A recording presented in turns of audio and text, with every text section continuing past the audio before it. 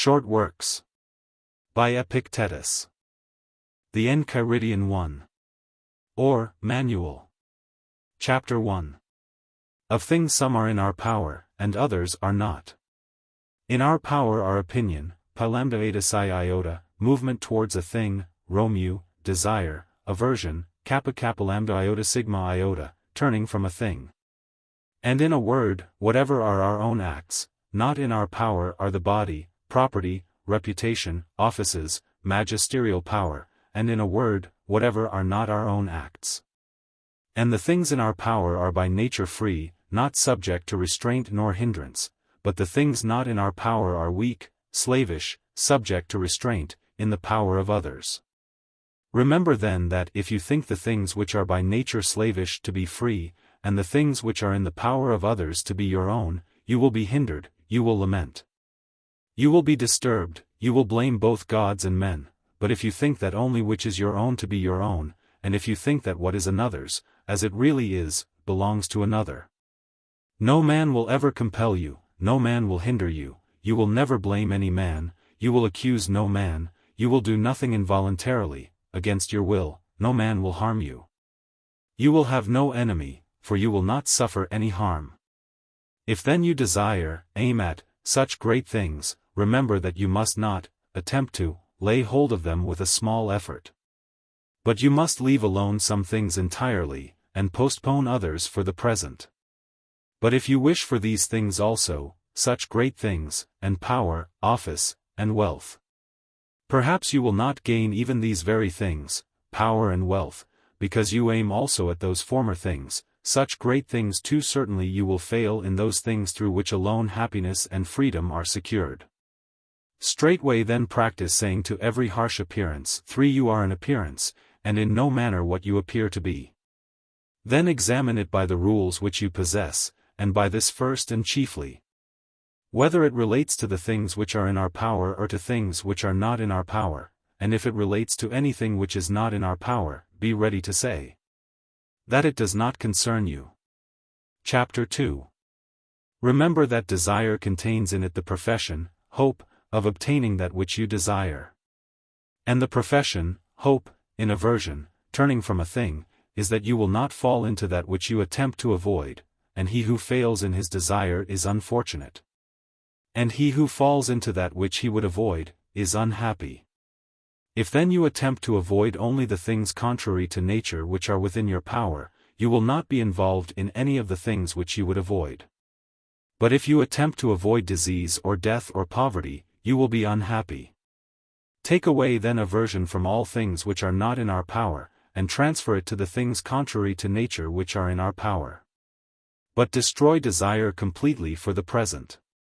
For if you desire anything which is not in our power, you must be unfortunate, but of the things in our power, and which it would be good to desire, nothing yet is before you. But employ only the power of moving towards an object and retiring from it, and these powers indeed only slightly and with exceptions and with remission. 4.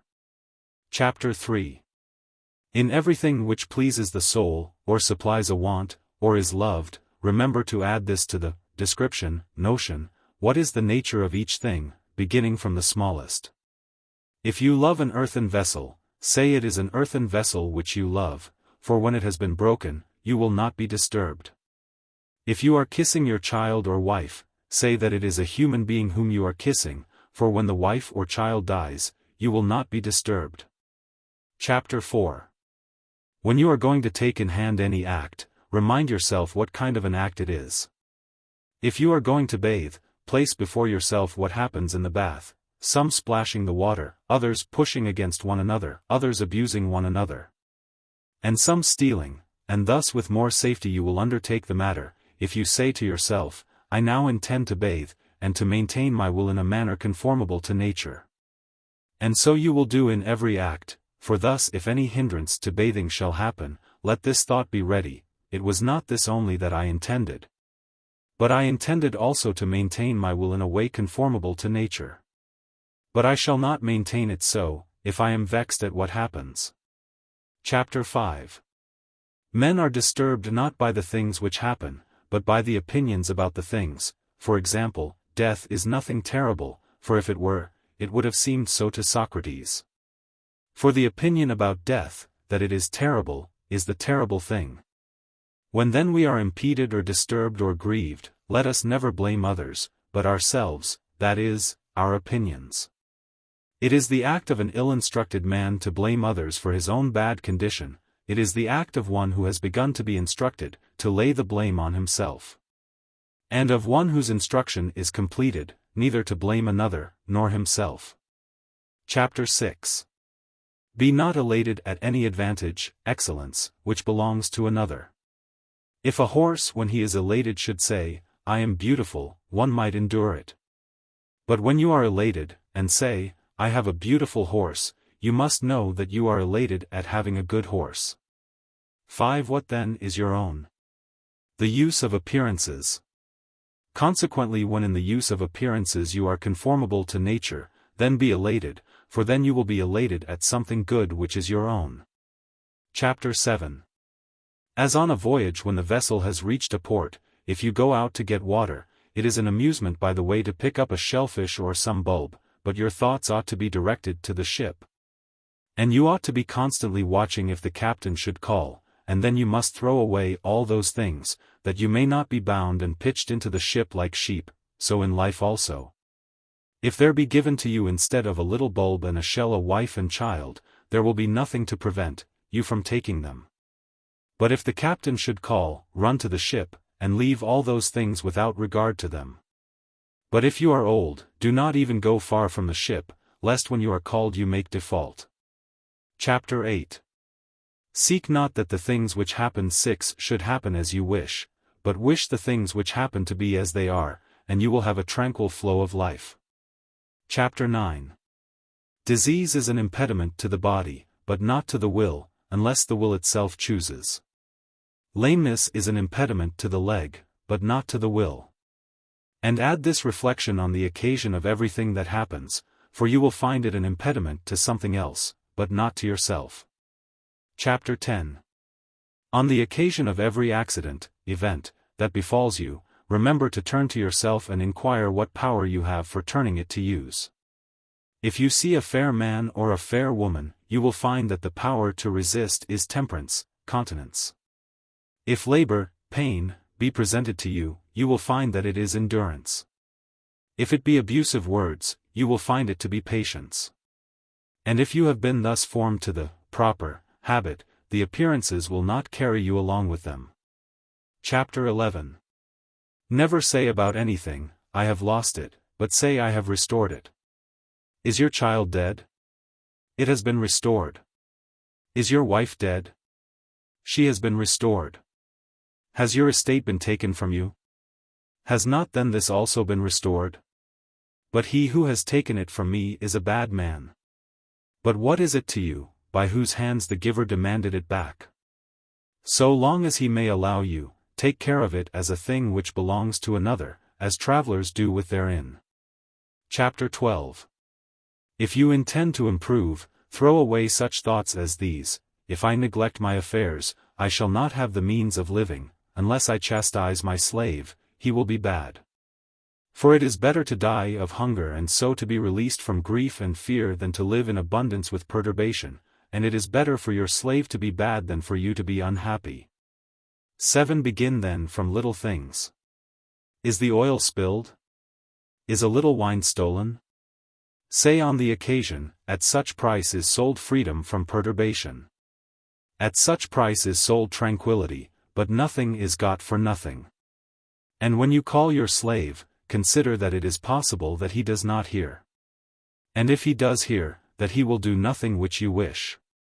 But matters are not so well with him, but altogether well with you, that it should be in his power for you to be not disturbed. 8. Chapter 13. If you would improve, submit to be considered without sense and foolish with respect to externals. Wish to be considered to know nothing, and if you shall seem to some to be a person of importance, distrust yourself. For you should know that it is not easy both to keep your will in a condition conformable to nature and, to secure, external things, but if a man is careful about the one, it is an absolute necessity that he will neglect the other. Chapter 14. If you would have your children and your wife and your friends to live forever, you are silly.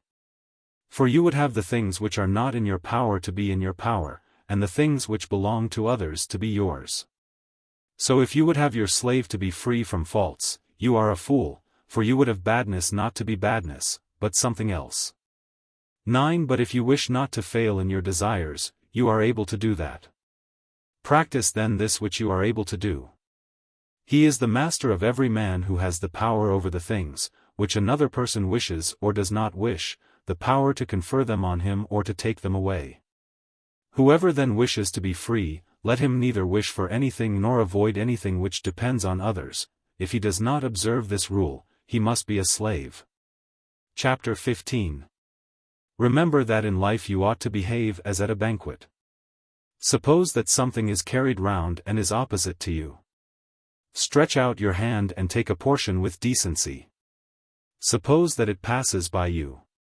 Do not detain it. Suppose that it is not yet come to you. Do not send your desire forward to it, but wait till it is opposite to you. Do so with respect to children, so with respect to a wife, so with respect to magisterial offices, so with respect to wealth, and you will be sometime a worthy partner of the banquets of the gods.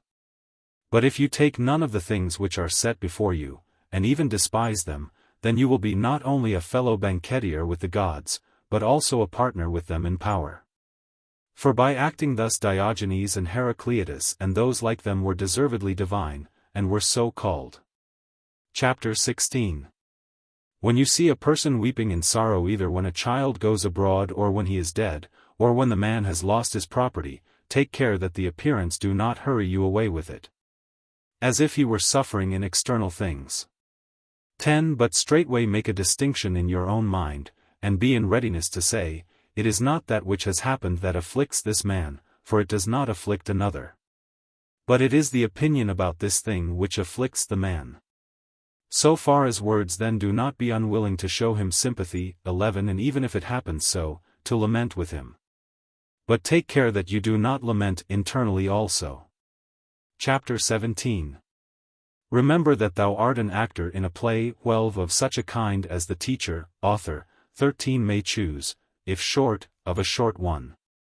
If long, of a long one. If he wishes you to act the part of a poor man, see that you act the part naturally. If the part of a lame man, of a magistrate, of a private person, do the same. For this is your duty, to act well the part that is given to you, but to select the part, belongs to another. Chapter 18. When a raven has croaked inauspiciously, let not the appearance hurry you away with it. But straightway make a distinction in your mind and say, none of these things is signified to me, but either to my poor body, or to my small property, or to my reputation, or to my children or to my wife, but to me all significations are auspicious if I choose. For whatever of these things results, it is in my power to derive benefit from it. Chapter 19. You can be invincible, if you enter into no contest in which it is not in your power to conquer. Take care then when you observe a man honored before others or possessed of great power or highly esteemed for any reason, not to suppose him happy, and be not carried away by the appearance. For if the nature of the good is in our power, neither envy or jealousy will have a place in us. But you yourself will not wish to be a general or senator, Pyrotau Alpha Nu Iota, or consul, but a free man, and there is only one way to this, to despise, care not for, the things which are not in our power. Chapter 20. Remember that it is not he who reviles you or strikes you, who insults you, but it is your opinion about these things as being insulting. When then a man irritates you, you must know that it is your own opinion which has irritated you. Therefore especially try not to be carried away by the appearance. For if you once gain time and delay, you will more easily master yourself. Chapter 21. Let death and exile and every other thing which appears dreadful be daily before your eyes. But most of all death, and you will never think of anything mean nor will you desire anything extravagantly. Chapter 22.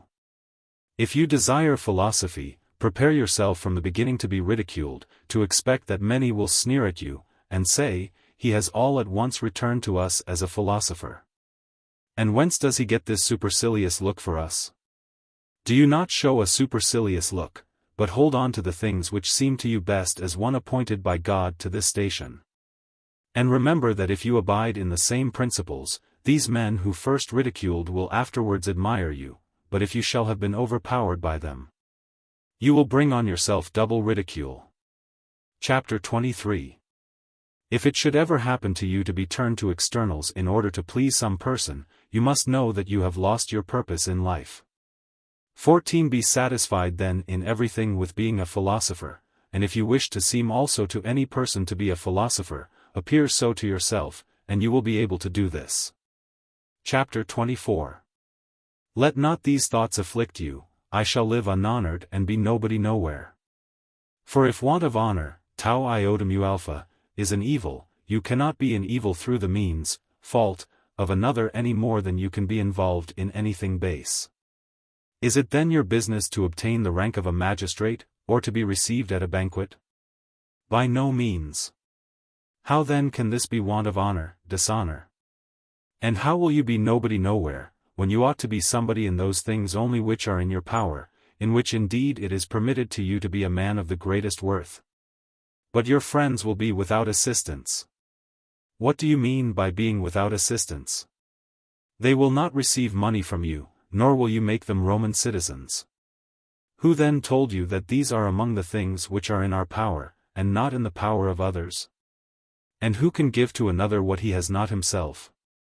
Acquire money then, your friends say, that we also may have something. If I can acquire money and also keep myself modest, and faithful and magnanimous, point out the way, and I will acquire it. But if you ask me to lose the things which are good and my own, in order that you may gain the things which are not good, see how unfair and silly you are. Besides, which would you rather have, money or a faithful and modest friend? For this end then rather help me to be such a man, and do not ask me to do this by which I shall lose that character. But my country, you say, as far as it depends on me, will be without my help. I ask again, what help do you mean? It will not have porticos or baths through you. 15. And what does this mean? For it is not furnished with shoes by means of a smith, nor with arms by means of a shoemaker.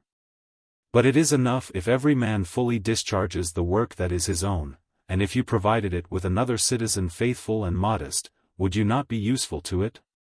Yes. Then you also cannot be useless to it. What place then, you say, shall I hold in the city? Whatever you can, if you maintain at the same time your fidelity and modesty. But if when you wish to be useful to the state, you shall lose these qualities, what profit could you be to it, if you were made shameless and faithless? Chapter 25. Has any man been preferred before you at a banquet, or in being saluted, or in being invited to a consultation? If these things are good, you ought to rejoice that he has obtained them, but if bad, be not grieved because you have not obtained them. And remember that you cannot, if you do not the same things in order to obtain what is not in our own power, be considered worthy of the same, equal, things. For how can a man obtain an equal share with another when he does not visit a man's doors as that other man does, when he does not attend him when he goes abroad, as the other man does? When he does not praise, flatter, him as another does? You will be unjust then and insatiable, if you do not part with the price, in return for which those things are sold, and if you wish to obtain them for nothing. Well, what is the price of lettuces? An obolus 16 perhaps. If then a man gives up the obolus, and receives the lettuces, and if you do not give up the obolus and do not obtain the lettuces, do not suppose that you receive less than he who has got the lettuces. For as he has the lettuces, so you have the obolus which you did not give. In the same way then in the other matter also you have not been invited to a man's feast, for you did not give to the host the price at which the supper is sold. But he sells it for praise, flattery, he sells it for personal attention. Give then the price, 17 if it is for your interest, for which it is sold. But if you wish both not to give the price and to obtain the things, you are insatiable and silly. Have you nothing then in place of the supper? You have indeed, you have the not flattering of him, whom you did not choose to flatter, you have the not enduring 18 of the man when he enters the room. Chapter 26. We may learn the will, of nature from the things in which we do not differ from one another, for instance, when your neighbor's slave has broken his cup, or anything else. We are ready to say forthwith, that it is one of the things which happen.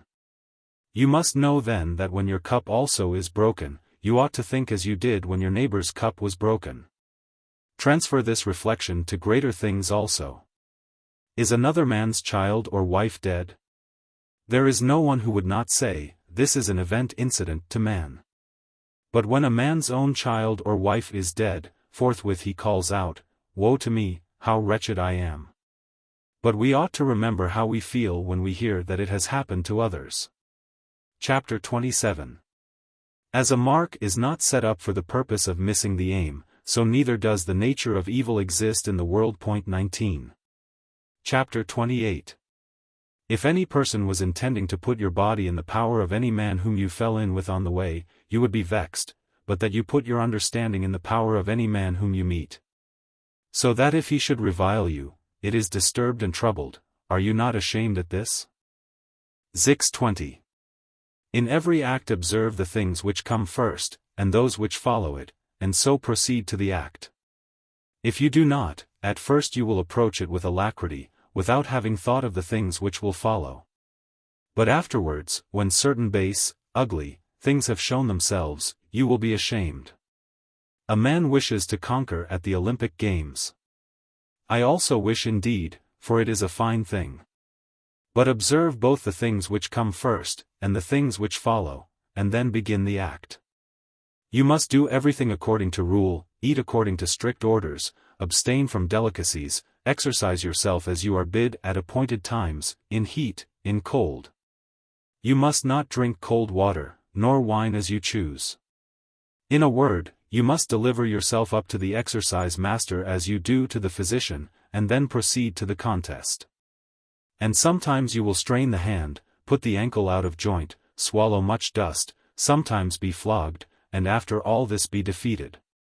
When you have considered all this, if you still choose, go to the contest; if you do not, you will behave like children, who at one time play at wrestlers, another time as flute players, again as gladiators, then as trumpeters, then as tragic actors, so you also will be at one time an athlete, at another a gladiator, then a rhetorician, then a philosopher. But with your whole soul you will be nothing at all. But like an ape you imitate everything that you see, and one thing after another pleases you. For you have not undertaken anything with consideration, nor have you surveyed it well, but carelessly and with cold desire. Thus some who have seen a philosopher and having heard one speak, as Euphrates speaks, and who can speak as he does, they wish to be philosophers themselves also. My man, first of all consider what kind of thing it is, and then examine your own nature, if you are able to sustain the character. Do you wish to be a pentathlete or a wrestler? Look at your arms, your thighs, examine your loins. For different men are formed by nature for different things. Do you think that if you do these things, you can eat in the same manner, drink in the same manner, and in the same manner loathe certain things? You must pass sleepless nights, endure toil, go away from your kinsmen, be despised by a slave, in everything have the inferior part, in honor, in office, in the courts of justice, in every little matter. Consider these things, if you would exchange for them, freedom from passions, liberty, tranquility. If not, take care that, like little children, you be not now a philosopher, then a servant of the publicani, then a rhetorician, then a procurator, manager, for Caesar. These things are not consistent. You must be one man, either good or bad. You must either cultivate your own ruling faculty, for external things. You must either exercise your skill on internal things or on external things, that is, you must either maintain the position of a philosopher or that of a common person. Chapter 30. Duties are universally measured by relations, tau alpha sigma chi sigma epsilon sigma iota. Is a man a father? The precept is to take care of him, to yield to him in all things, to submit when he is reproachful, when he inflicts blows. But suppose that he is a bad father. Were you then by nature made akin to a good father? No, but to a father. Does a brother wrong you? Maintain then your own position towards him, and do not examine what he is doing, but what you must do, that your will shall be conformable to nature. For another will not damage you, unless you choose, but you will be damaged then when you shall think that you are damaged. In this way then you will discover your duty from the relation of a neighbor, from that of a citizen, from that of a general, if you are accustomed to contemplate the relations. Chapter 31. As to piety towards the gods, you must know that this is the chief thing, to have right opinions about them, to think that they exist, and that they administer the all well and justly. And you must fix yourself in this principle, duty, to obey them, and to yield to them in everything which happens, and voluntarily to follow it as being accomplished by the wisest intelligence. For if you do so, you will never either blame the gods, nor will you accuse them of neglecting you. And it is not possible for this to be done in any other way than by withdrawing from the things which are not in our power, and by placing the good and the evil only in those things which are in our power. For if you think that any of the things which are not in our power is good or bad, it is absolutely necessary that, when you do not obtain what you wish, and when you fall into those things which you do not wish, you will find fault and hate those who are the cause of them. For every animal is formed by nature to this, to fly from, and to turn from the things which appear harmful and the things which are the cause of the harm, but to follow and admire the things which are useful and the causes of the useful. It is impossible then for a person who thinks that he is harmed to be delighted with that which he thinks to be the cause of the harm, as it is also impossible to be pleased with the harm itself. For this reason also a father is reviled by his son, when he gives no part to his son of the things which are considered to be good, and it was this which made Polynices and Eteocles 21 enemies. The opinion that royal power was a good. It is for this reason that the cultivator of the earth reviles the gods, for this reason the sailor does, and the merchant, and for this reason those who lose their wives and their children. For where the useful, your interest, is, there also piety is. 22 Consequently he who takes care to desire as he ought and to avoid, kappa kappa lambda nu epsilon iota nu, as he ought, at the same time also cares after piety. But to make libations and to sacrifice and to offer first fruits according to the custom of our fathers, purely and not meanly nor carelessly nor scantily nor above our ability, is a thing which belongs to all to do. Chapter 32. When you have recourse to divination, remember that you do not know how it will turn out, but that you are come to inquire from the diviner. But of what kind it is, you know when you come, if indeed you are a philosopher. For if it is any of the things which are not in our power, it is absolutely necessary that it must be neither good nor bad. Do not then bring to the diviner desire or aversion, kappa kappa lambda iota sigma iota nu. If you do, you will approach him with fear. But having determined in your mind that everything which shall turn out, result, is indifferent, and does not concern you, and whatever it may be, for it will be in your power to use it well, and no man will hinder this, come then with confidence to the gods as your advisers. And then when any advice shall have been given, remember whom you have taken as advisers, and whom you will have neglected, if you do not obey them. And go to divination, as Socrates said that you ought, about those matters in which all the inquiry has reference to the result, and in which means are not given either by reason nor by any other art for knowing the thing which is the subject of the inquiry. Wherefore when we ought to share a friend's danger or that of our country, you must not consult the diviner whether you ought to share it. For even if the diviner shall tell you that the signs of the victims are unlucky, it is plain that this is a token of death or mutilation of part of the body or of exile. But reason prevails that even with these risks we should share the dangers of our friend and of our country. Therefore attend to the greater diviner, the Pythian god, who ejected from the temple him who did not assist his friend when he was being murdered. 23. Chapter 33. Immediately prescribe some character and some form to yourself, which you shall observe both when you are alone and when you meet with men. And let silence be the general rule, or let only what is necessary be said, and in few words. And rarely and when the occasion calls we shall say something.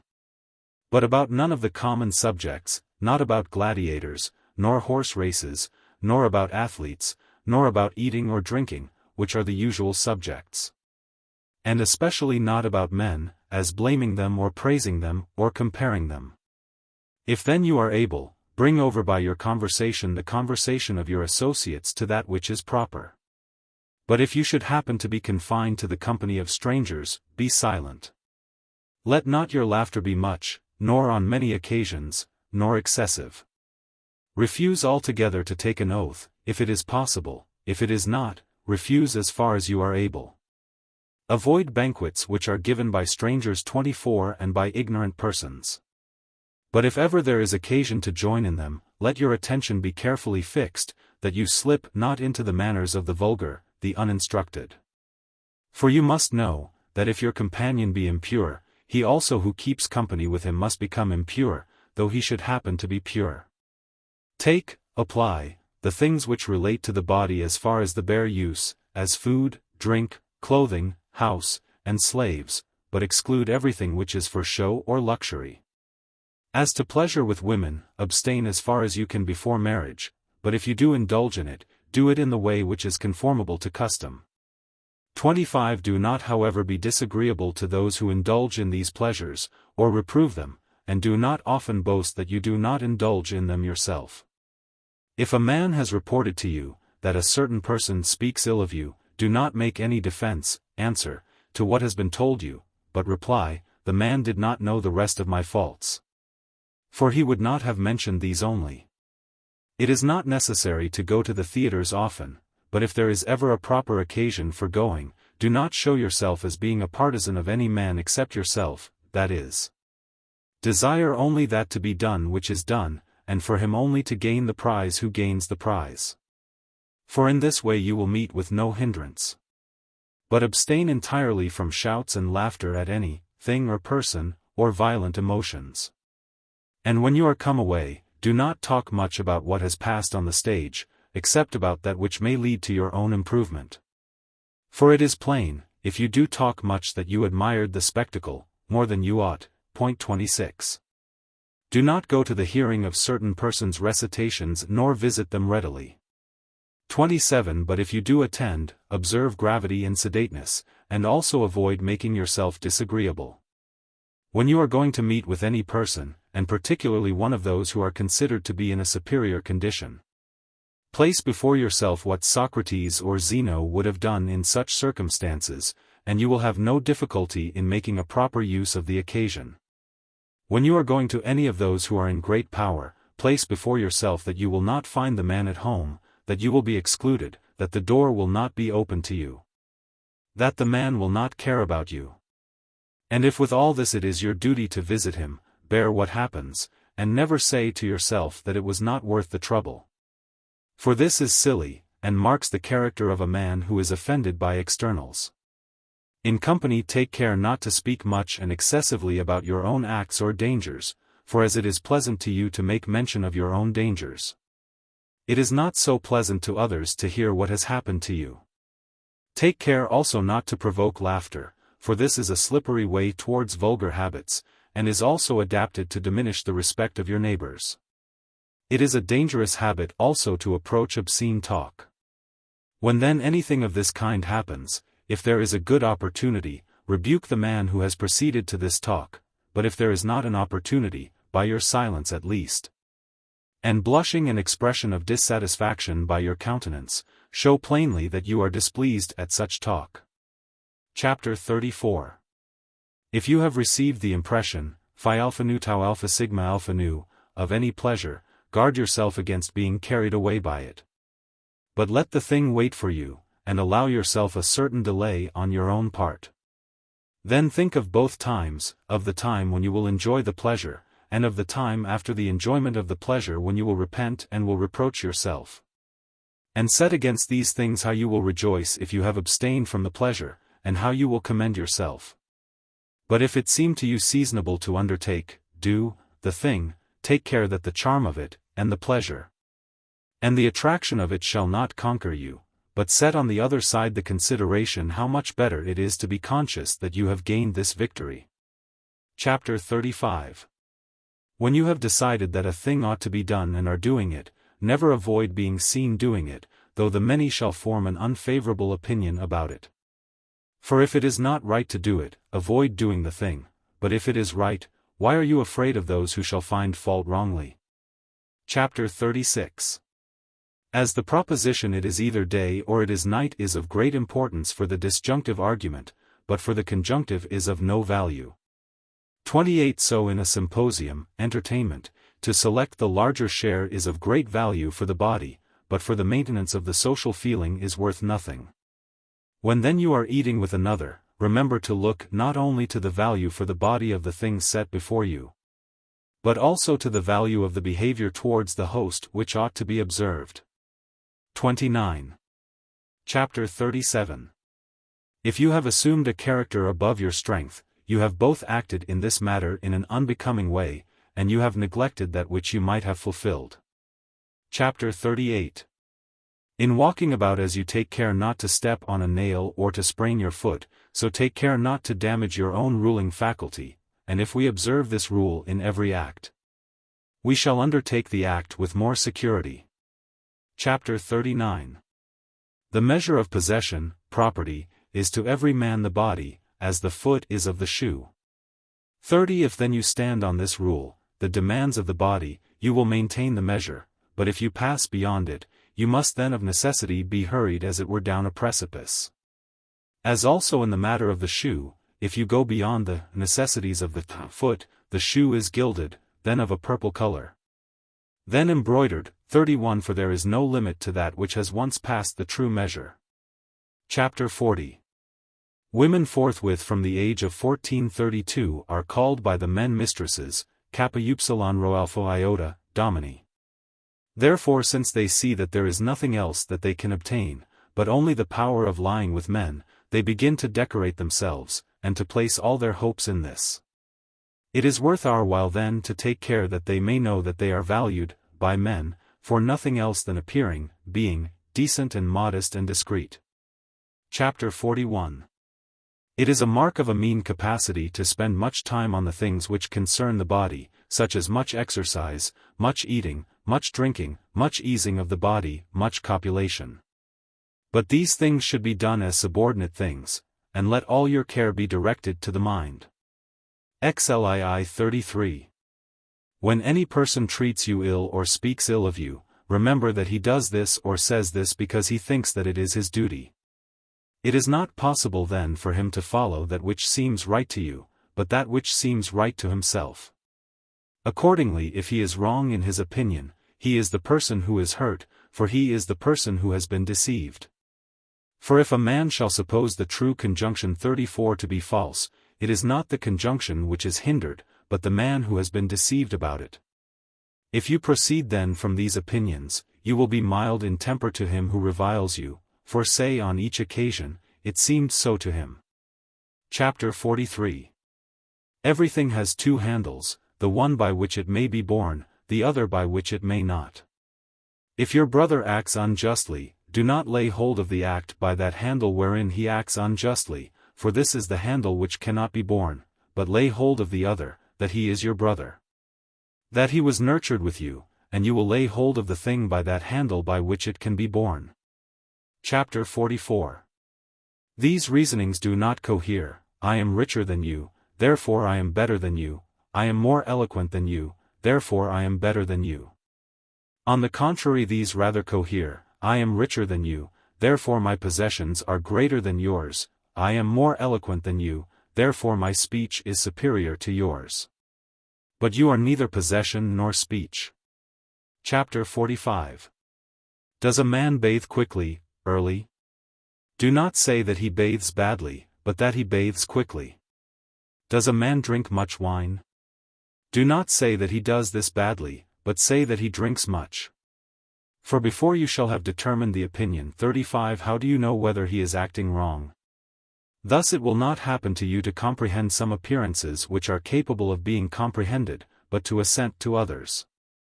Chapter 46.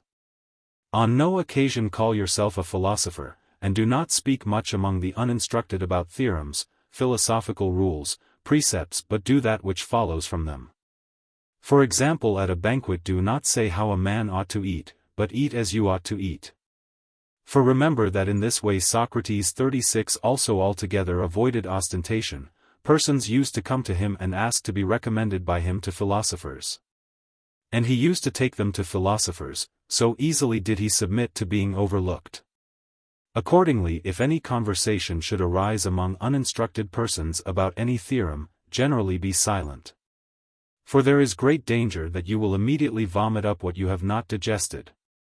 And when a man shall say to you, that you know nothing, and you are not vexed, then be sure that you have begun the work of philosophy. For even sheep do not vomit up their grass and show to the shepherds how much they have eaten, but when they have internally digested the pasture, they produce externally wool and milk. Do you also show not your theorems to the uninstructed, but show the acts which come from their digestion. Chapter 47. When at a small cost you are supplied with everything for the body, do not be proud of this, nor, if you drink water, say on every occasion, I drink water.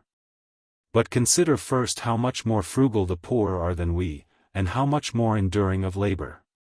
And if you ever wish to exercise yourself in labor and endurance, do it for yourself, and not for others, do not embrace statues.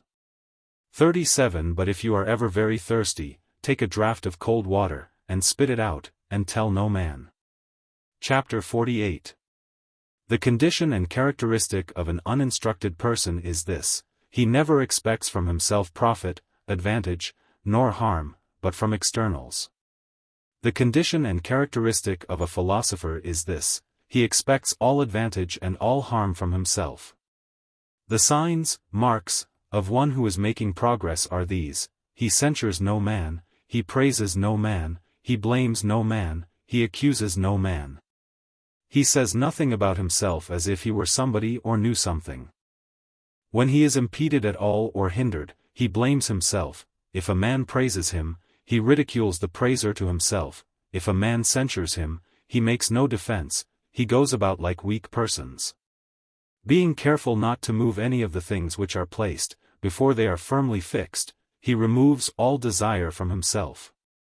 And he transfers aversion, kappa kappa lambda iota sigma iota nu, to those things only of the things within our power which are contrary to nature. He employs a moderate movement towards everything, whether he is considered foolish or ignorant. He cares not, and in a word he watches himself as if he were an enemy and lying in ambush. Chapter 49. When a man is proud because he can understand and explain the writings of Chrysippus, say to yourself, if Chrysippus had not written obscurely, this man would have had nothing to be proud of. But what is it that I wish? To understand nature and to follow it.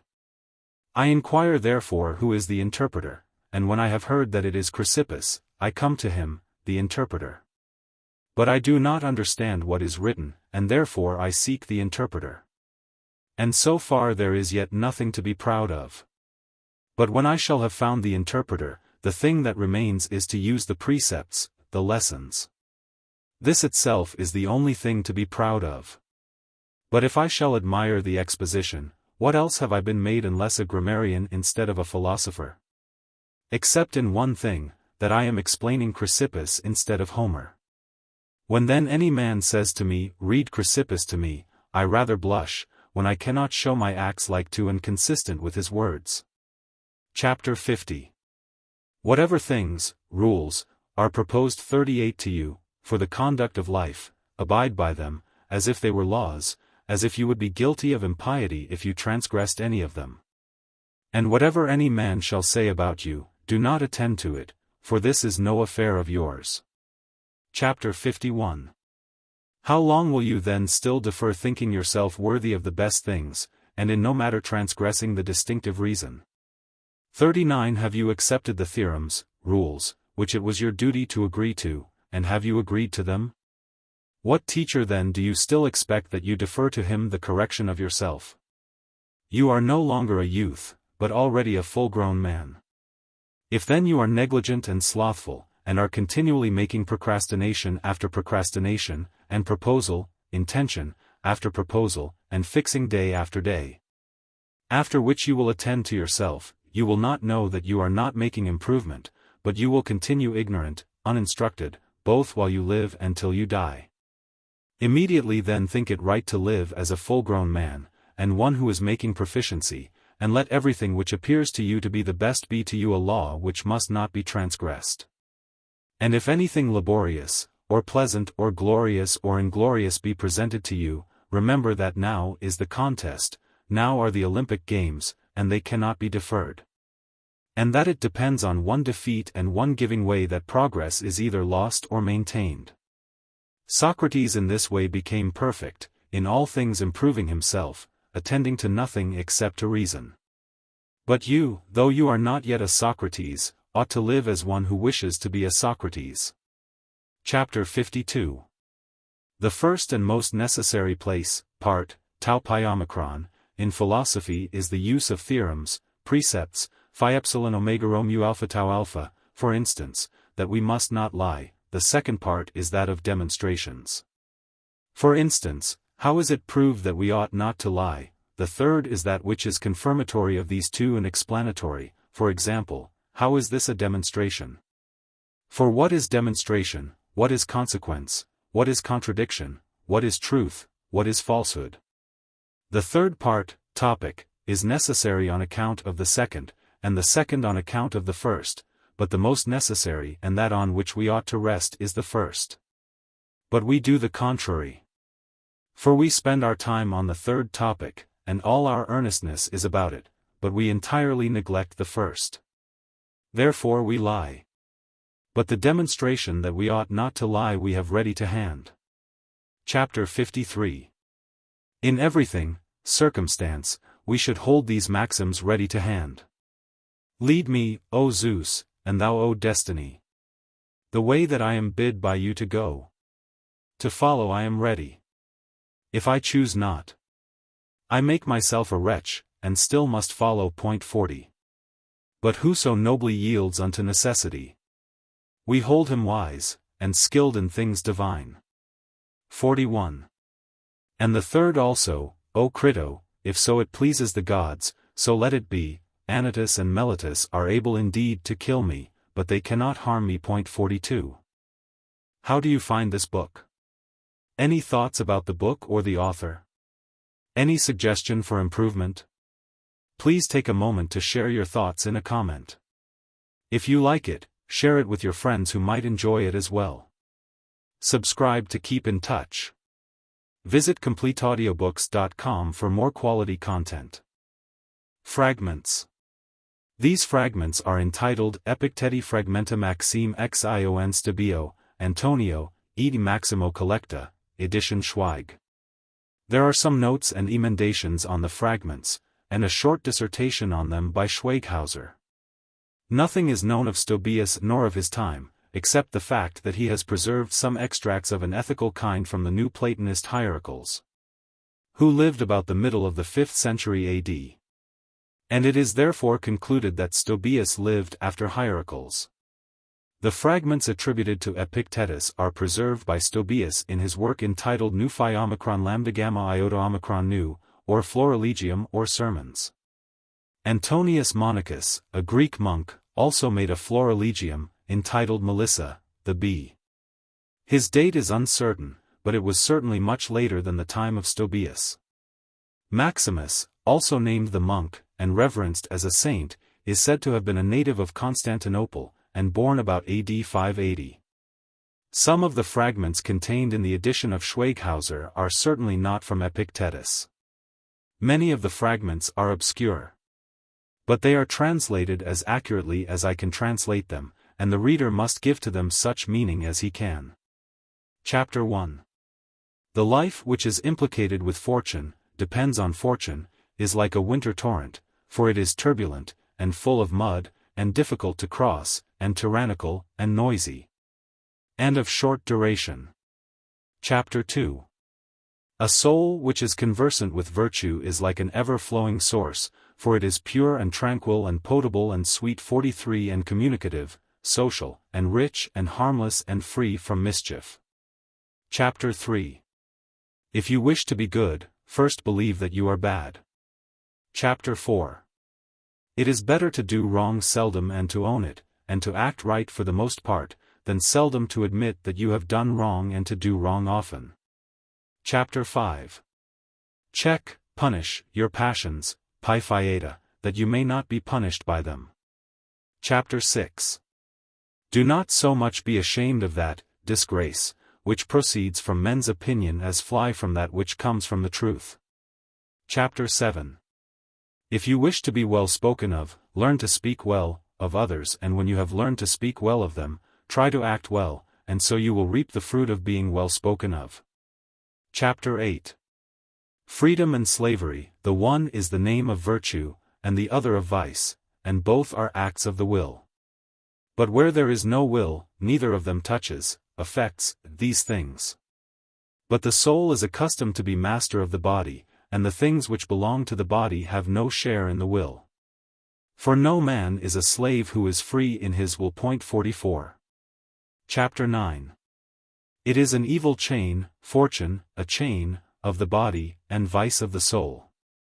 For he who is loose, free, in the body, but bound in the soul is a slave, but on the contrary he who is bound in the body, but free, unbound, in the soul, is free. Chapter 10. The bond of the body is loosened by nature through death, and by vice through money. 45. But the bond of the soul is loosened by learning, and by experience and by discipline. Chapter 11. If you wish to live without perturbation and with pleasure, try to have all who dwell with you good. And you will have them good, if you instruct the willing. And dismiss those who are unwilling to be taught, for there will fly away together with those who have fled away both wickedness and slavery. And there will be left with those who remain with you goodness and liberty. Chapter 12. It is a shame for those who sweeten drink with the gifts of the bees, by badness to embitter reason which is the gift of the gods. Chapter 13. No man who loves money, and loves pleasure, and loves fame, also loves mankind, but only he who loves virtue. Chapter 14. As you would not choose to sail in a large and decorated and gold-laden ship, or ship ornamented with gold, and to be drowned. So do not choose to dwell in a large and costly house and to be disturbed by cares. Chapter 15. When we have been invited to a banquet, we take what is set before us, but if a guest should ask the host to set before him fish or sweet cakes, he would be considered to be an unreasonable fellow. But in the world we ask the gods for what they do not give, and we do this though the things are many which they have given. Chapter 16. They are amusing fellows, said he, Epictetus, who are proud of the things which are not in our power. A man says, I am better than you, for I possess much land, and you are wasting with hunger. Another says, I am of consular rank. Another says, I am a procurator, Pitauro omicron pi omicron. Another, I have curly hair. But a horse does not say to a horse, I am superior to you, for I possess much fodder, and much barley, and my bits are of gold and my harness is embroidered, but he says, I am swifter than you. And every animal is better or worse from his own merit, virtue, or his own badness. Is there then no virtue in man only? And must we look to the hair, and our clothes and to our ancestors? Chapter 17. The sick are vexed with the physician who gives them no advice, and think that he has despaired of them.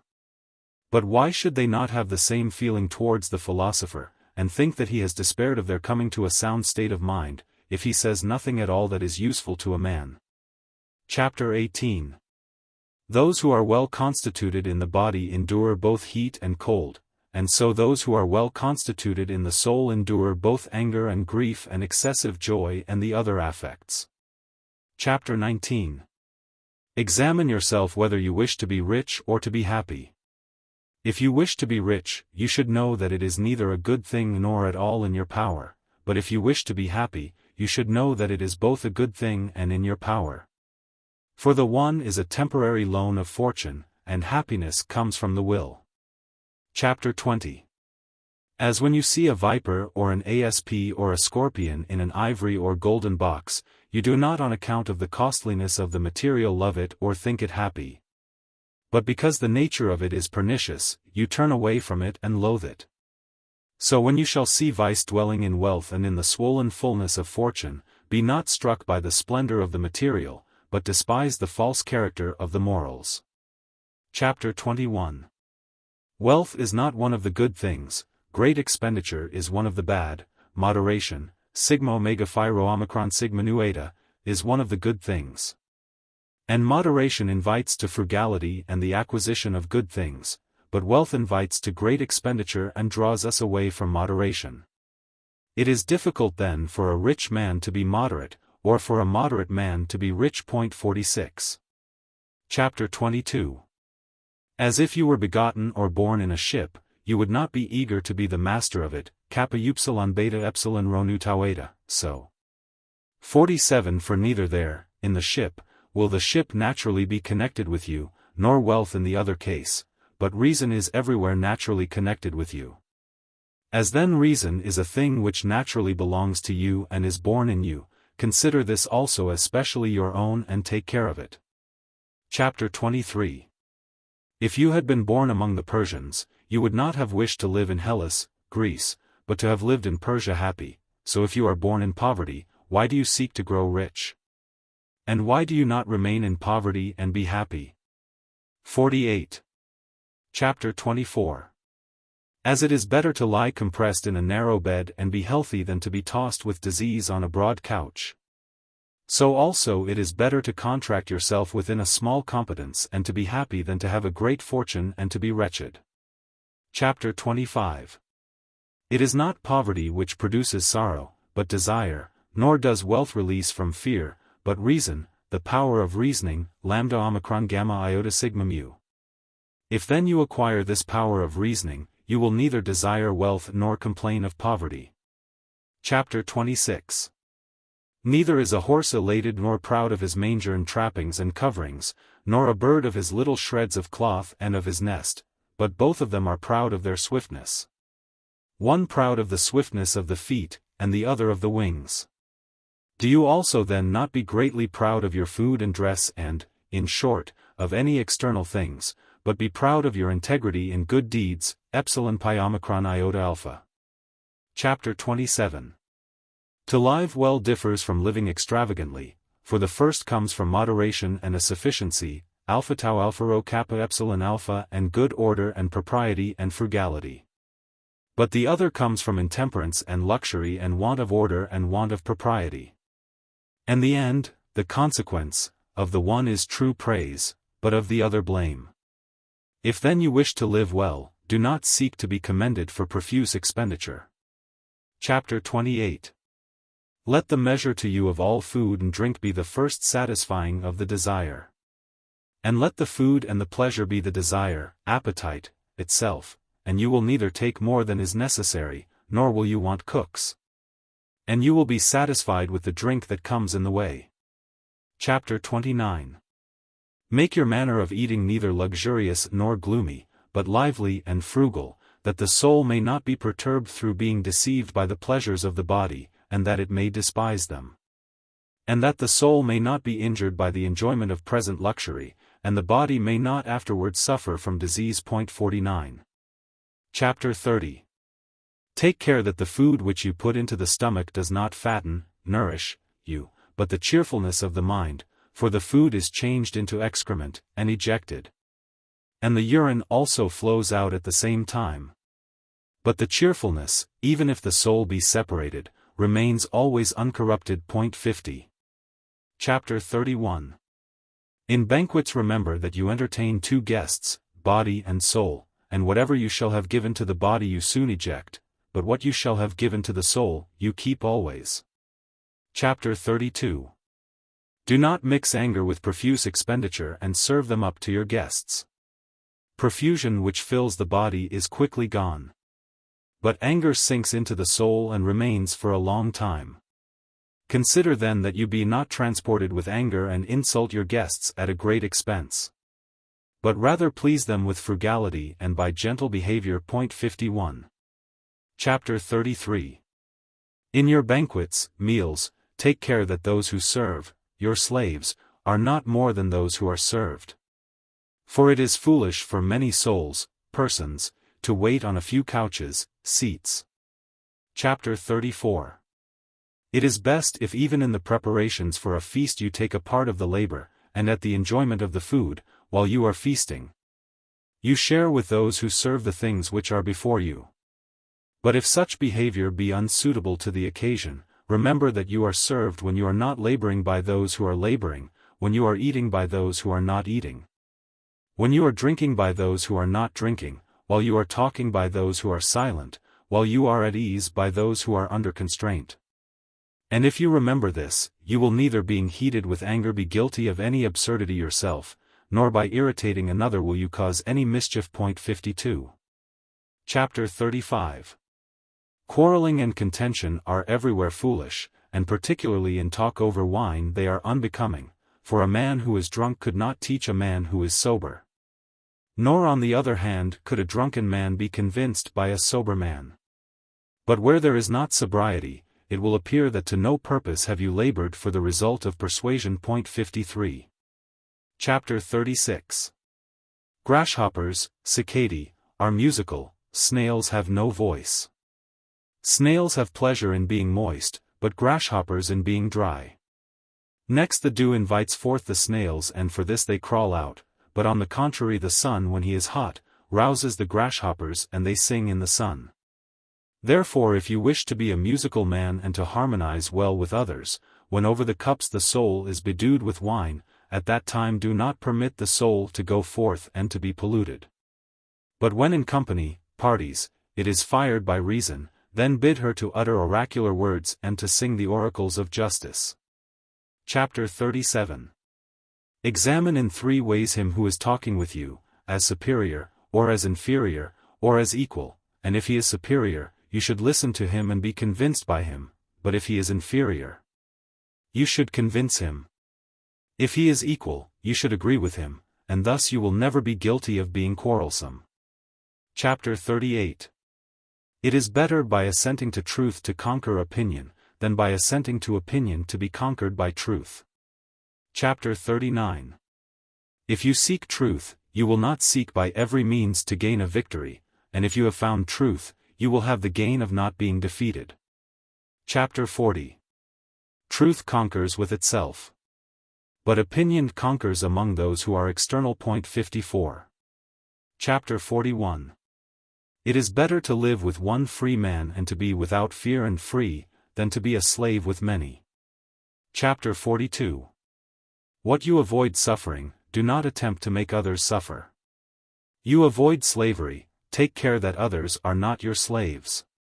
For if you endure to have a slave, you appear to be a slave yourself first. For vice has no community with virtue, nor freedom with slavery. Chapter 43. As he who is in health would not choose to be served, ministered to, by the sick, nor for those who dwell with him to be sick, so neither would a free man endure to be served by slaves, or for those who live with him to be slaves. Chapter 44. Whoever you are who wish to be not among the number of slaves, release yourself from slavery, and you will be free, if you are released from desire. For neither Aristides nor Epaminondas nor Lycurgus through being rich and served by slaves were named the one just, the other a god, and the third a savior. But because they were poor and delivered Hellas, Greece, from slavery. 55. Chapter 45. If you wish your house to be well managed, imitate the Spartan Lycurgus. For as he did not fence his city with walls, but fortified the inhabitants by virtue and preserved the city always free. 56. So do you not cast around your house a large court and raise high towers, but strengthen the dwellers by goodwill and fidelity and friendship, and then nothing harmful will enter it. Not even if the whole band of wickedness shall array itself against it. Chapter 46. Do not hang your house round with tablets and pictures, but decorate it with moderation, sigma omega phi rho omicron sigma nu eta, for the one is of a foreign, unsuitable, kind, and a temporary deception of the eyes.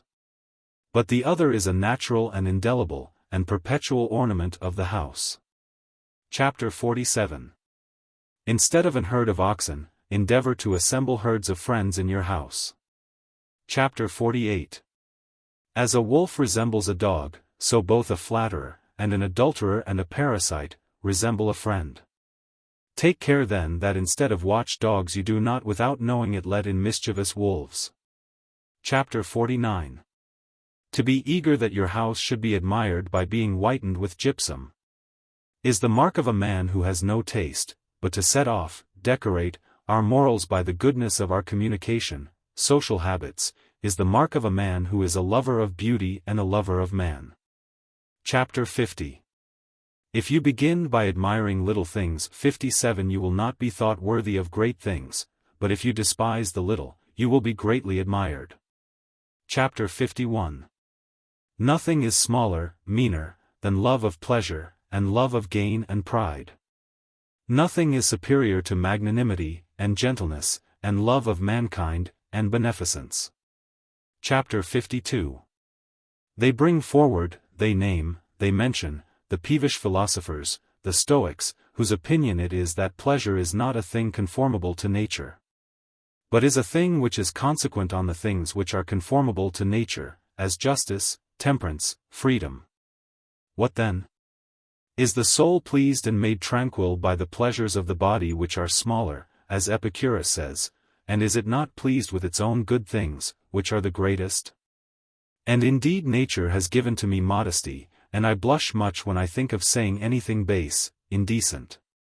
This motion, feeling, does not permit me to make, consider, pleasure the good and the end, purpose, of life. 58. Chapter 53. In Rome the women have in their hands Plato's polity, the Republic, because it allows, advises, the women to be common, for they attend only to the words of Plato, not to his meaning. Now he does not recommend marriage and one man to cohabit with one woman, and then that the women should be common, but he takes away such a marriage, and introduces another kind of marriage. And in fine, men are pleased with finding excuses for their faults. Yet philosophy says that we ought not to stretch out even a finger without a reason. 59. Chapter 54. Of pleasures those which occur most rarely give the greatest delight. Chapter 55. If a man should transgress moderation, the things which give the greatest delight would become the things which give the least. Chapter 56. It is just to commend Agrippinus for this reason, that though he was a man of the highest worth, he never praised himself, but even if another person praised him, he would blush. And he was such a man, Epicteto said, that he would write in praise of anything disagreeable that befell him. If it was a fever, he would write of a fever. If he was disgraced, he would write of disgrace, if he were banished, of banishment. And on one occasion, he mentioned, when he was going to dine, a messenger brought him news that Nero commanded him to go into banishment, on which Agrippinus said, well then we will dine at Aricia. 60. Chapter 57. Diogenes said that no labor was good, unless the end, purpose, of it was courage and strength, tau nu omicron, of the soul, but not of the body. Chapter 58. As a true balance is neither corrected by a true balance nor judged by a false balance, so also a just judge is neither corrected by just judges nor is he judged, condemned, by unjust judges. Chapter 59. As that which is straight does not need that which is straight, so neither does the just need that which is just. 61. Chapter 60. Do not give judgment in one court, of justice, before you have been tried yourself before justice. 62. Chapter 61. If you wish to make your judgments just, listen not to, regard not, any of those who are parties, to the suit, nor to those who plead in it, but listen to justice itself. Chapter 62.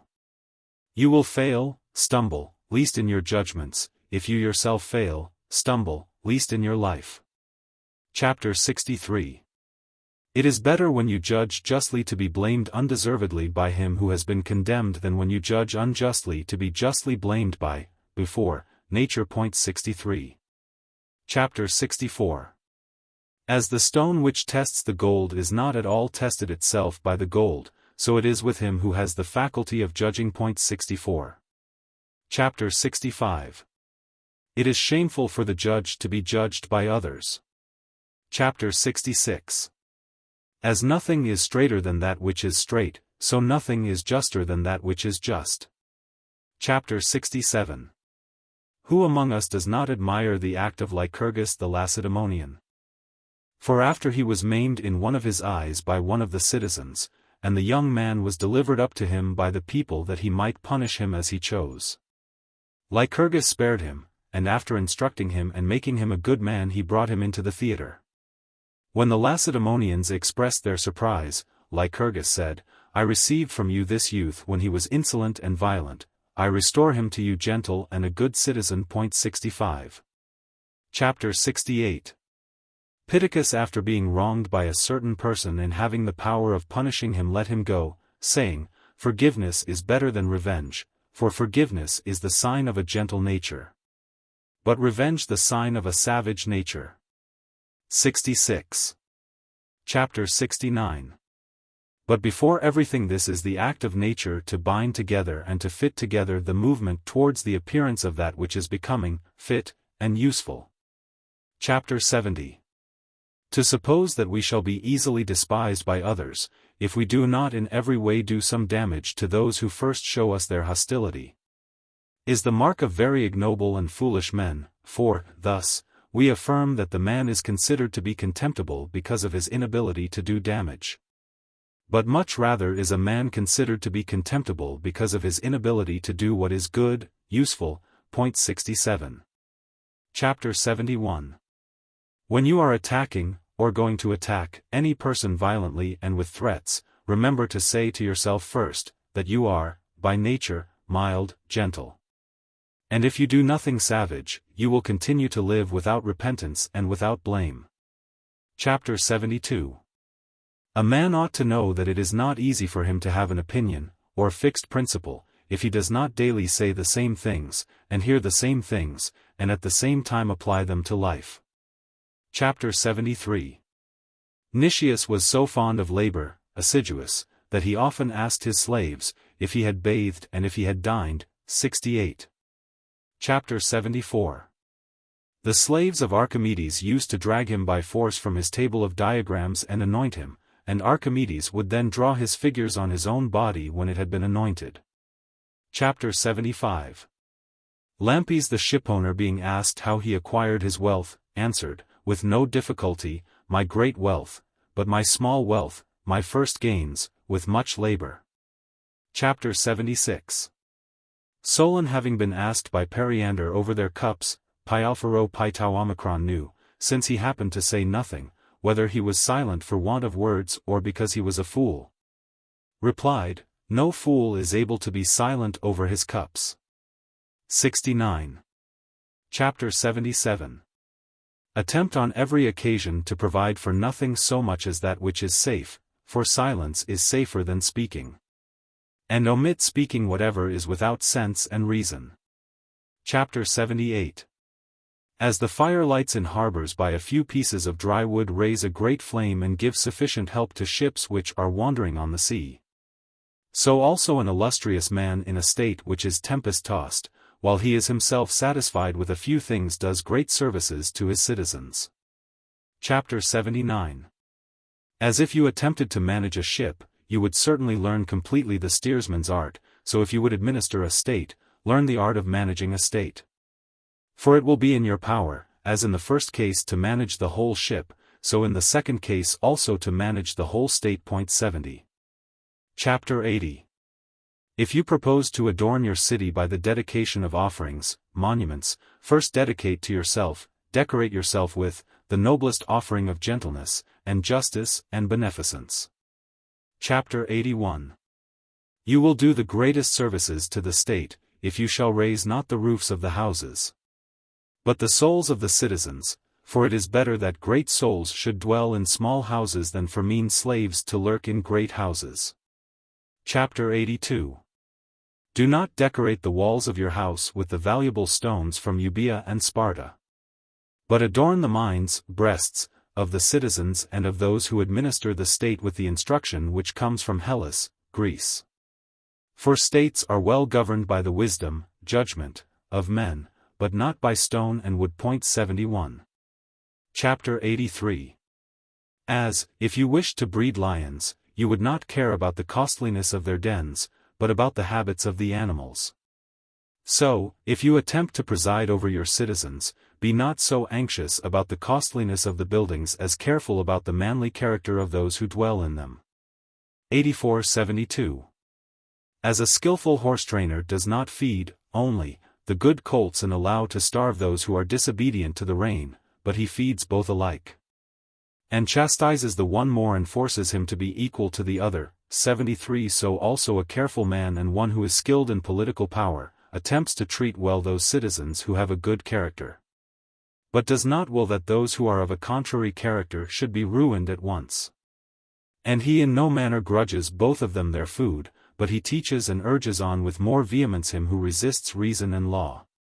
Chapter 85. As a goose is not frightened by cackling nor a sheep by bleating, so let not the clamor of a senseless multitude alarm you. LXXXVI 74.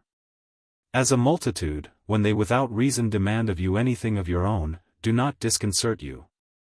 So do not be moved from your purpose even by a rabble when they unjustly attempt to move you. Chapter 87. What is due to the state pay as quickly as you can, and you will never be asked for that which is not due. Chapter 88.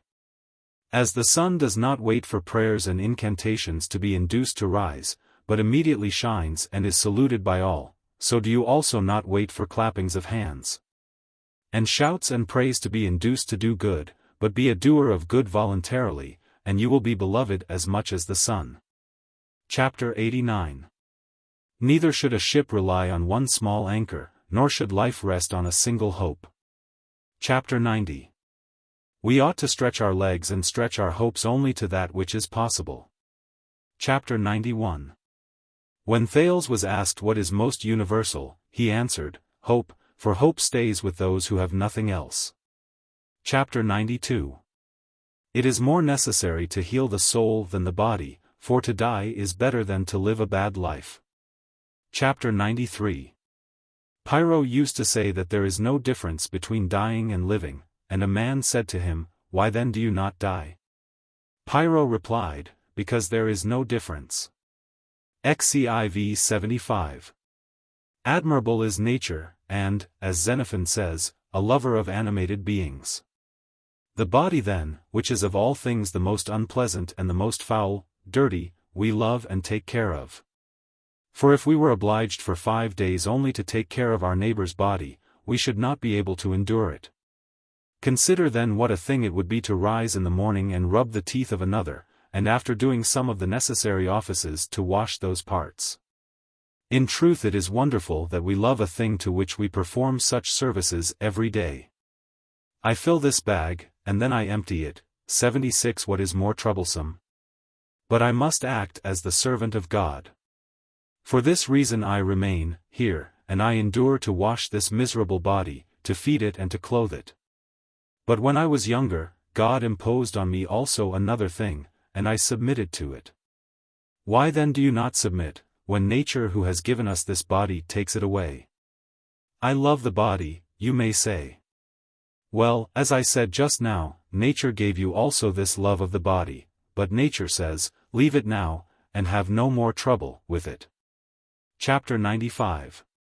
When a man dies young, he blames the gods. When he is old and does not die, he blames the gods because he suffers when he ought to have already ceased from suffering.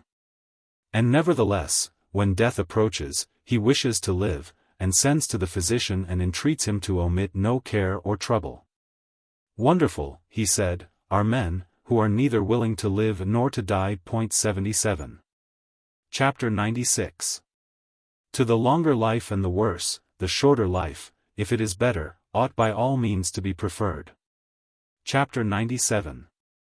When we are children our parents deliver us to a pedagogue to take care on all occasions that we suffer no harm. But when we are become men, God delivers us to our innate conscience, sigma upsilon nu epsilon iota delta sigma epsilon iota, to take care of us. This guardianship then we must in no way despise, for we shall both displease God and be enemies to our own conscience. 78. Chapter 98. We ought to use wealth as the material for some act, not for every act alike. Chapter 99. Virtue then should be desired by all men more than wealth, which is dangerous to the foolish. For the wickedness of men is increased by wealth. And the more a man is without sense, the more violent is he in excess, for he has the means of satisfying his mad desire for pleasures. Chapter C. What we ought not to do, we should not even think of doing. Chapter CI. Deliberate much before saying or doing anything, for you will not have the power of recalling what has been said or done. Chapter CII. Every place is safe to him who lives with justice. Chapter CI. Crows devour the eyes of the dead, when the dead have no longer need of them. But flatterers destroy the souls of the living and blind their eyes. Chapter CIV. The anger of an ape and the threats of a flatterer should be considered as the same. Chapter CV. Listen to those who wish to advise what is useful, but not to those who are eager to flatter on all occasions. For the first really see what is useful, but the second look to that which agrees with the opinion of those who possess power. And imitating the shadows of bodies they assent to what is said by the powerful. Chapter CVI. The man who gives advice ought first to have regard to the modesty and character, reputation, of those whom he advises. For those who have lost the capacity of blushing are incorrigible. Chapter CVI. To admonish is better than to reproach, for admonition is mild and friendly, but reproach is harsh and insulting. And admonition corrects those who are doing wrong, but reproach only convicts them. Chapter CVI. Give of what you have to strangers, Xinu Omicron iota, and to those who have need, for he who gives not to him who wants, will not receive himself when he wants. Chapter CX. A pirate had been cast on the land and was perishing through the tempest. A man took clothing and gave it to him, and brought the pirate into his house, and supplied him with everything else that was necessary. When the man was reproached by a person for doing kindness to the bad, he replied, I have shown this regard not to the man, but to mankind. 79. Chapter CX. A man should choose, pursue, not every pleasure, but the pleasure which leads to the good. 80. Chapter CXI. It is the part of a wise man to resist pleasures, but of a foolish man to be a slave to them. Chapter CXI. Pleasure, like a kind of bait, is thrown before, in front of, everything which is really bad, and easily allures greedy souls to the hook of perdition. Chapter CXI. Choose rather to punish your appetites than to be punished through them. Chapter CXIV. No man is free who is not master of himself. Chapter CXV. The vine bears 3 bunches of grapes, the first is that of pleasure, the second of drunkenness, the third of violence. Chapter CXVI. Over your wine do not talk much to display your learning. For you will utter bilious stuff. 81. Chapter CXVI. He is intoxicated who drinks more than 3 cups, and if he is not intoxicated, he has exceeded moderation. Chapter CXVI. Let your talk of God be renewed every day, rather than your food. Chapter CXX. Think of God more frequently than you breathe. Chapter CXX. If you always remember that whatever you are doing in the soul or in the body, God stands by as an inspector, you will never err, do wrong, in all your prayers and in all your acts. But you will have God dwelling with you. 82. Chapter CXXI. As it is pleasant to see the sea from the land, so it is pleasant for him who has escaped from troubles to think of them. 83. Chapter CXXI. Law intends indeed to do service to human life, but it is not able when men do not choose to accept her services. For it is only in those who are obedient to her that she displays her special virtue. Chapter CXXI. As to the sick, physicians are as saviors, so to those also who are wronged are the laws. Chapter CXXIV. The justest laws are those which are the truest. Chapter CXXV. To yield to law and to a magistrate and to him who is wiser than yourself, is becoming. Chapter CXXVI. The things which are done contrary to law are the same as things which are not done. Chapter CXXVI. In prosperity it is very easy to find a friend. But in adversity it is most difficult of all things. Chapter CXXVI. Time relieves the foolish from sorrow, but reason relieves the wise. Chapter CXXX. He is a wise man who does not grieve for the things which he has not, but rejoices for those which he has. Chapter CXXX. Epictetus being asked how a man should give pain to his enemy answered, by preparing himself to live the best life that he can. 84. Chapter CXXXI. Let no wise man be averse to undertaking the office of a magistrate, tau omicron rho chi epsilon iota nu, for it is both impious for a man to withdraw himself from being useful to those who have need of our services. And it is ignoble to give way to the worthless. For it is foolish to prefer being ill-governed to governing well. Chapter CXXXI. Nothing is more becoming to him who governs than to despise no man and not show arrogance, but to preside over all with equal care. 85. Chapter CXXXI. In poverty any man can live, happily, but very seldom in wealth and power. Rho chi alpha. The value of poverty excels so much that no just man, nu mu iota mu omicron, would exchange poverty for disreputable wealth, unless indeed the richest of the Athenians, Themistocles, the son of Neocles, was better than Aristides and Socrates, though he was poor in virtue. But the wealth of Themistocles and Themistocles himself have perished and have left no name. For all things die with death in a bad man, but the good is eternal. 86. Chapter XXV. Remember that such was, and is, and will be the nature of the universe, and that it is not possible that the things which come into being can come into being otherwise than they do now. And that not only men have participated in this change and transmutation, and all other living things which are on the earth, but also the things which are divine. And indeed the very four elements are changed and transmuted up and down, and earth becomes water and water becomes air, and the air again is transmuted into other things. And the same manner of transmutation takes place from above to below. If a man attempts to turn his mind towards these thoughts, and to persuade himself to accept with willingness that which is necessary, he will pass through life with complete moderation and harmony. Chapter CXXXV. He who is dissatisfied with things present and what is given by fortune is an ignorant man, delta iota tau eta, in life, but he who bears them nobly and rationally and the things which proceed from them is worthy of being considered a good man. Chapter CXXXVI. All things obey and serve the world, the universe, earth and sea and sun and the rest of the stars, and the plants of earth and animals. And our body obeys it also both in disease and in health when it, the universe, chooses, both in youth and in age, and when it is passing through the other changes. What is reasonable then and in our power is this, for our judgment not to be the only thing which resists it, the universe, for it is strong and superior.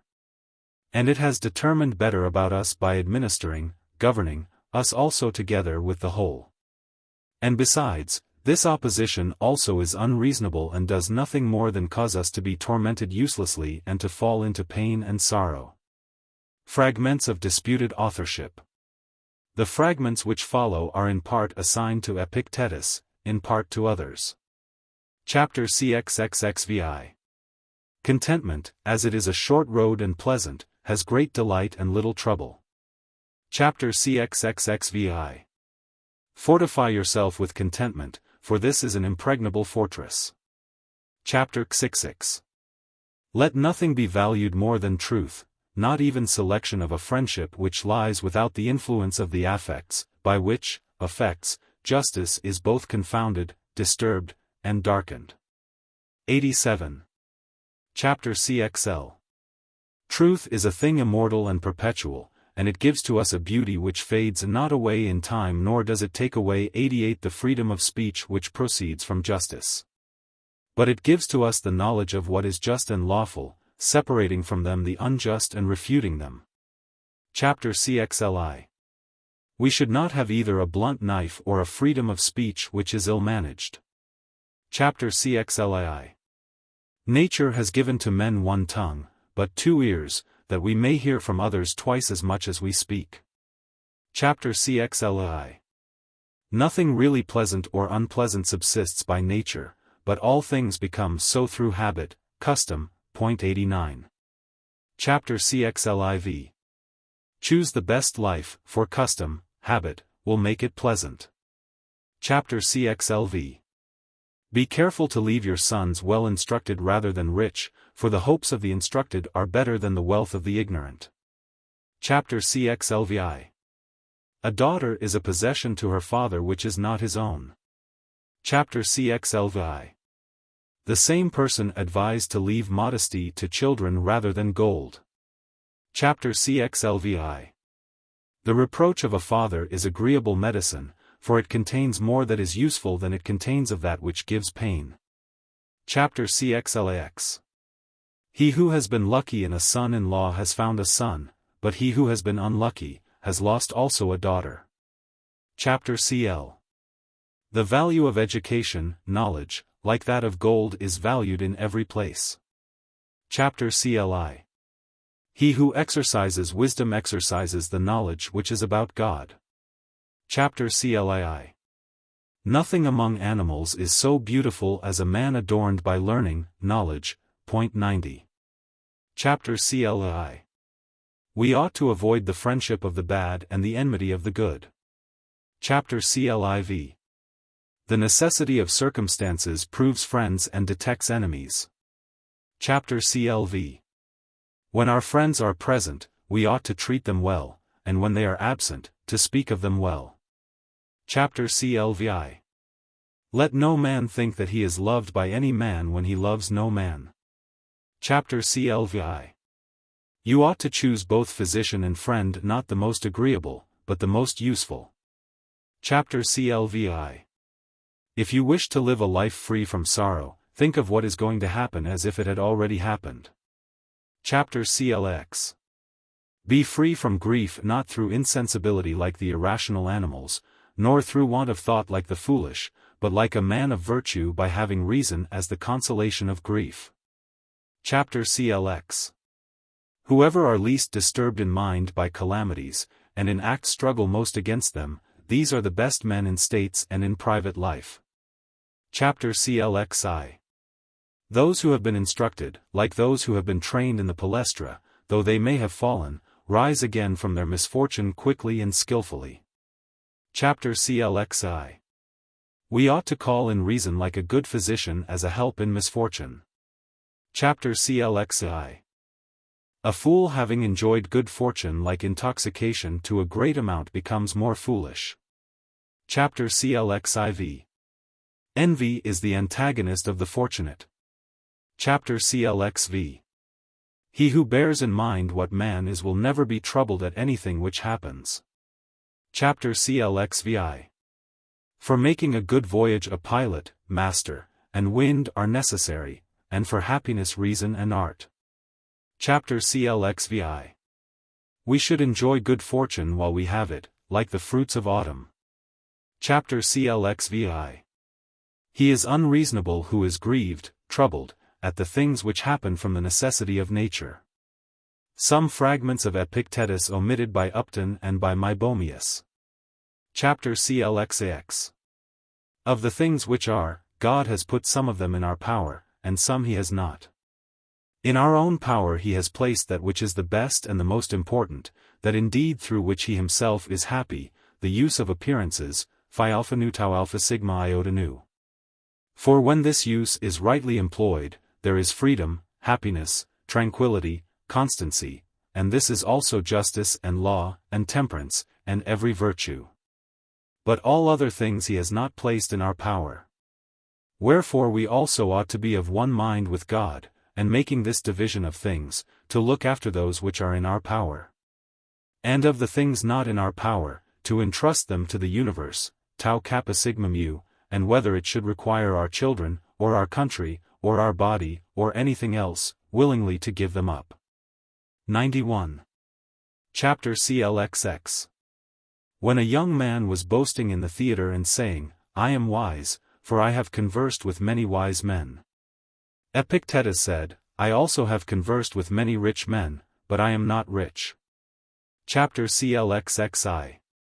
The same person said, It is not good for him who has been well taught to talk among the untaught, as it is not right for him who is sober to talk among those who are drunk. Chapter CLXXI.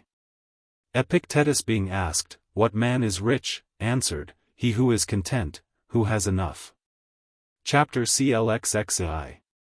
Xanthippe was blaming Socrates, because he was making small preparation for receiving his friends, but Socrates said, If they are our friends, they will not care about it. And if they are not, we shall care nothing about them. Chapter Clexive. When Archelaus was sending for Socrates to make him rich, Socrates told the messengers to return this answer, At Athens 4 measures, chunases, of meal are sold for 1 obolus, the sixth of a drachmae. And the fountains run with water. If what I have is not enough, sufficient, for me, yet I am sufficient for what I have, and so it becomes sufficient for me. Do you not see that it was with no nobler voice that Polus acted the part of Oedipus as king than of Oedipus as a wanderer and beggar at Colonus? Then shall the good man appear to be inferior to Polus, and unable to act well every character, personage, imposed on him by the deity? And shall he not imitate Ulysses, who even in rags made no worse figure than in the soft purple robe? 92. Chapter CLXXV. What do I care, he, Epictetus, says, whether all things are composed of atoms, tau mu omega nu, or of similar parts, mu omicron iota omicron mu epsilon rho nu, or of fire and earth?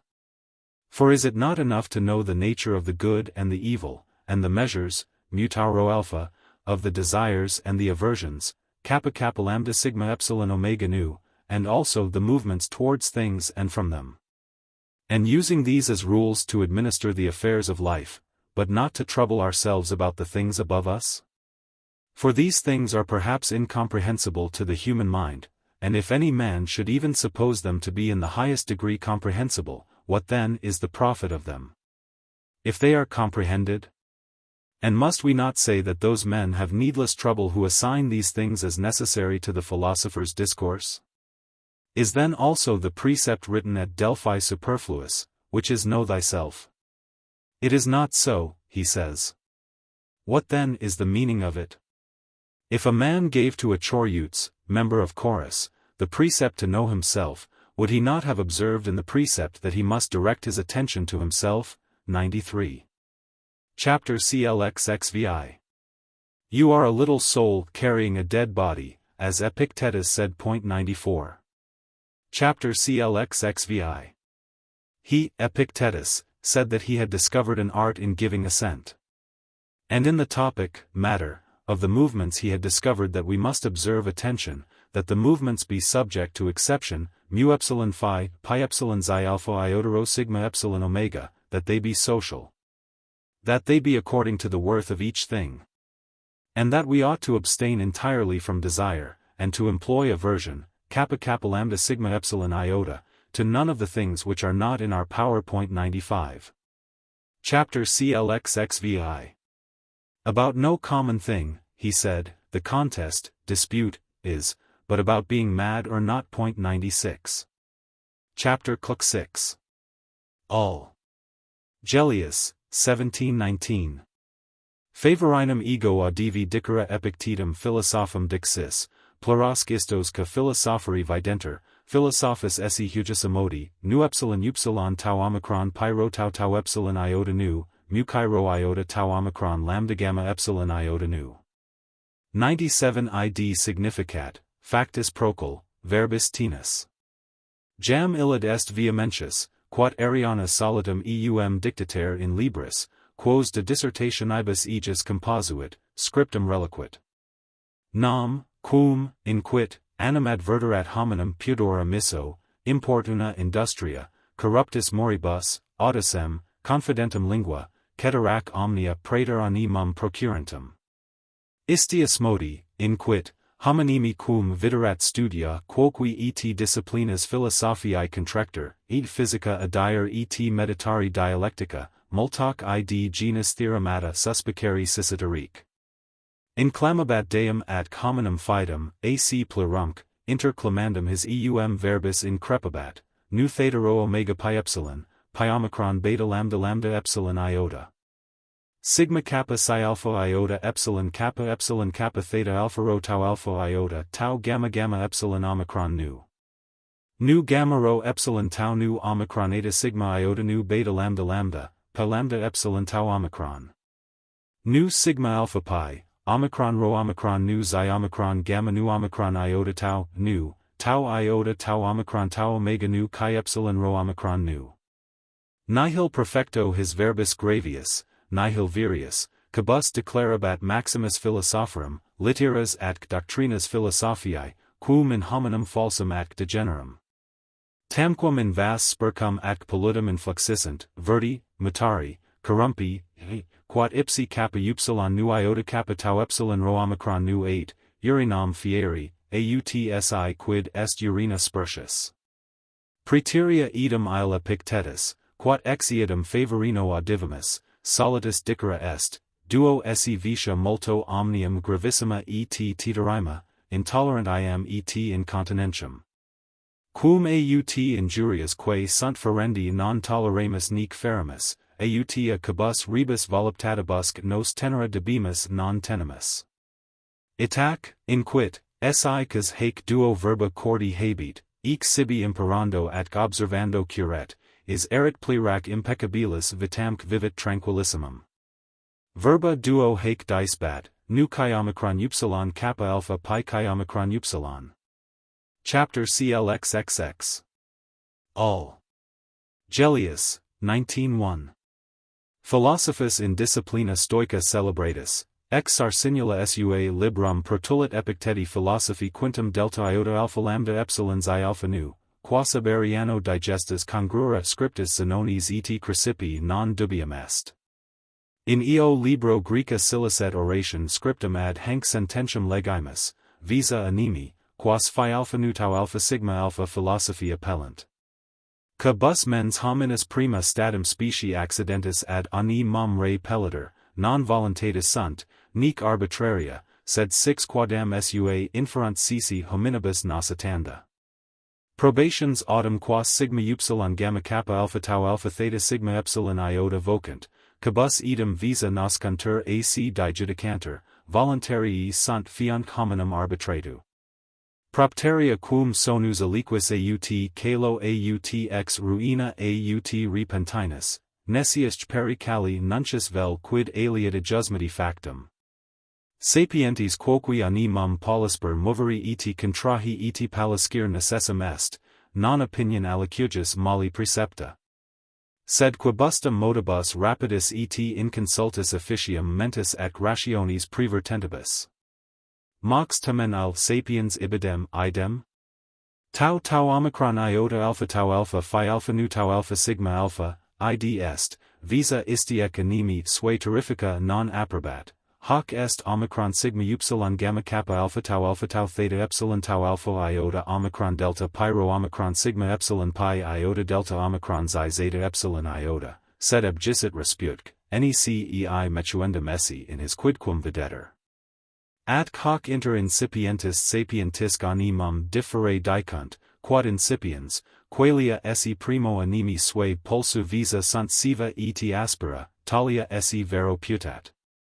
Id idem incepta tamquam jura metuenda sint, sua quoque ascension approbat kappa alpha pyro omicron sigma epsilon pi iota delta omicron xi zeta epsilon iota, hoc enim verbo stoici quum super ista re disserunt utunter.